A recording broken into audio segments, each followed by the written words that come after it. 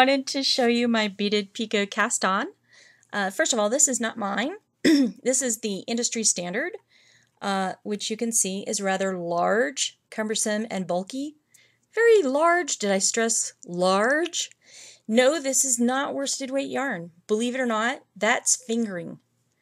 You can tell it's fingering weight yarn. That is 3 stitches knitted on and then bound off, which is the standard for the industry, not for the Yarn Fairy. Some of my tools and supplies that I love, my little shot glass to hold my tools. I find it keeps them corralled and you can hold beads on top of it.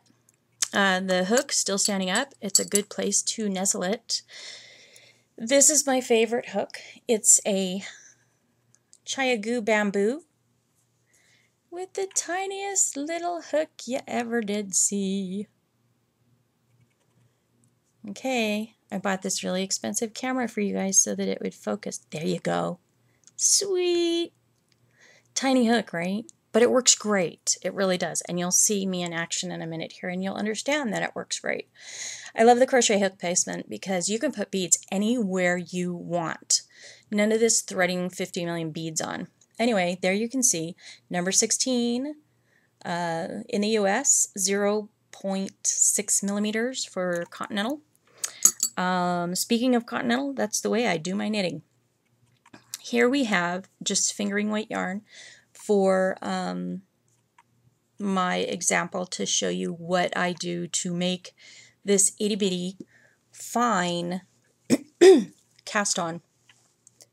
Actually, let me show you this edge because this edge was really the cast on. That other side was the bind off. See these little itty bitty picots? Aren't they sweet? No, you don't get to see the whole project. It's coming out in a book shortly and I'll let you know when it comes out. Okay, so the first thing for this pattern, it says to cast on 5 stitches. Oh, and by the way, never be afraid of using the center of the ball and the outside of the ball. One time I had to cast on, like, I don't know, I think it was 2,000 stitches for something that had ended up on Stitch's Catwalk. That thing was a monster. And, you know, what would you do if you ran out of yarn? So no, don't bother. Don't go there. Just use the center and the exterior of the ball. The other thing I want you to notice is that I have tied those up in a slip knot. They will be coming off at the end. They are not part of the pattern, so these do not belong. It reminds me of a Sesame Street song, or a child song anyway. What we're going to be doing is working on the right hand needle. So you cast on your 5 stitches and then you yarn over. This is where the industry would have you go ahead and knit on 3 stitches and bind them off, which makes for that big honking mess there that I really never liked it from the moment I saw it, and I changed it immediately in my own personal knitting and started putting it on designs right away. Anyway, I'm yabbering as usual. So you yarn over, slip the stitch, the last stitch on the needle, then you go ahead and place your first bead. Trusty dandy, handy dandy little shot glass. It's the only thing it's ever used for because we don't drink. So then you put the... It's not usually this hard, people. I'll show you. I'll do it again. You put it back on the needle and then you yarn over again. Slip that stitch off. This is my cashmere base. I love it. It's so soft. Then you do it again for a total of 3 times, so you have this little line of stitches. And then what you do is you pass the last cast on stitch on the needle over what you've just made so that you can then snuggle it up and have this nice little picot. Then you go back to what you were doing, holding this out of the way. So we're going to hold him up there. We're going to go back to long tail.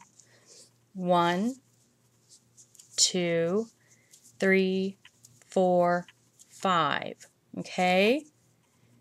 And then each consecutive one, you just keep doing the same thing until you have the correct amount of stitches required by the pattern. So I'll do this one more time for you. Here's the first one. And what do? Place a bead. This is the easiest way to do it, is just to grab it off of the needle, slip it up, and then put it back on the needle from the crochet hook. I didn't do that last time. Don't ask me why. Subject to change, just like the winds. Okay, so then you wrap it over,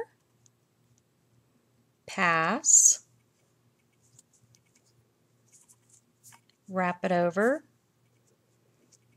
pass, pass the last cast on stitch over the entire thing, snuggle it up, and put it to bed, because there she is.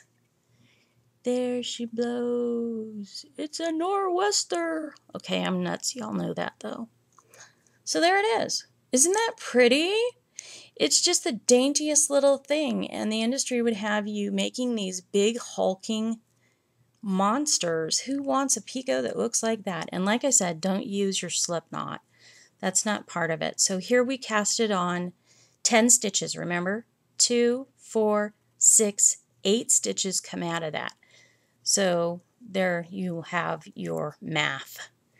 I think that's all. Those are my tools. And here is my little sneak peek again, because that's all you get, because it's not published. I can't wait to share this with you, you guys. You're going to love it. This is Pixie Paca, by the way. For those of you who did the spring shawl, my cowl. Oh, I love this stuff. I cannot wait to share this with you, but that's for another day. You'll have to buy the book. It's What Would Madame Defarge Knit To, coming shortly to a bookstore near you.